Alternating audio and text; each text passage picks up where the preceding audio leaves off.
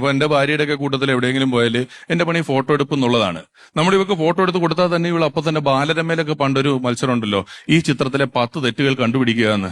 അതുപോലെയാ എടുത്തു കൊടുത്ത ഉടനെ അതിനകത്ത് മുന്താണി കണ്ടില്ല, ഹാൻഡ് ബാഗ് കണ്ടു, ഹീല് കണ്ടു, മറ്റേത് കണ്ടു, ഏട് വീണ്ടും എന്ന് പറഞ്ഞ് നമ്മളെ കൊണ്ടെടുക്കും. ഇവളും സെൽഫി എടുക്കും. ഒരു 10 സെൽഫി എടുത്തിട്ട് ഒരു 9 എണ്ണം മായ്ച്ചു കളയും.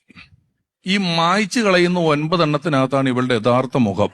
ഇവിടെ ഏതൊക്കെയോ ആപ്പിൽ കൂടെ കയറ്റി ഇറക്കി ഈ ഫോട്ടോ ഇങ്ങ് പുറത്തേക്ക് വരുമ്പം രശ്മിക മന്ദാനയുടെ ചായ എന്റെ ഭാര്യയ്ക്ക്. ഞാൻ തന്നെ ഒരു ദിവസം ഇങ്ങനെ തട്ടിയിട്ട് അറിയാണ്ടൊരു ലൈക്ക് കൊടുത്തു പോയി. നോക്കുമ്പോ സ്വന്തം ഭാര്യ. പിന്നെ ഞാൻ ലൈക്ക് പെട്ടെന്ന് ഇങ്ങോട്ട് തിരിച്ചെടുത്തു. വേറെ വഴിയില്ല, അത്രയും ആപ്പ് വഴി ഇത് കയറ്റി ഇറക്കി വിടുക സാധനങ്ങൾ ഇതിനകത്തൊക്കെ. ഒരു ദിവസം ഫോട്ടോ എടുക്കാൻ ചെന്ന് നിന്നപ്പോ ഇവള് പറഞ്ഞ് ഇങ്ങനെ ചെരിഞ്ഞ് നിൽക്കിയേ. അപ്പൊ ഞാൻ പറഞ്ഞു നേരെ നിൽക്ക്, നിന്റെ ഫോട്ടോ എടുക്കാം. വേണ്ട, ഞാൻ ചെരിഞ്ഞ് നിൽക്കാം. ഞാൻ പറഞ്ഞു നീ നേരെ നിൽക്ക്. വേണ്ട, ഞാൻ ചെരിഞ്ഞ് നിൽക്കാം. ഞാൻ വെച്ചാൽ എന്താ ചെരിഞ്ഞ് നിൽക്കുന്ന വെച്ചപ്പോ ഇവള് പറയാണ്, ഇവളുടെ റൈറ്റ് പ്രൊഫൈൽ ഇവളുടെ വലതുവശമാണ് ഇടതുവശത്തേക്കാൾ കാണാൻ നല്ലത്. കല്യാണം കഴിഞ്ഞിട്ട് 14 കൊല്ലമായി. ഇവളുടെ ഇടതുവശം കാണാൻ കൊള്ളുകയില്ല എന്നുള്ളത് ഈ ഫോട്ടോ എടുത്ത ദിവസമാണ് എനിക്ക് മനസ്സിലായത്.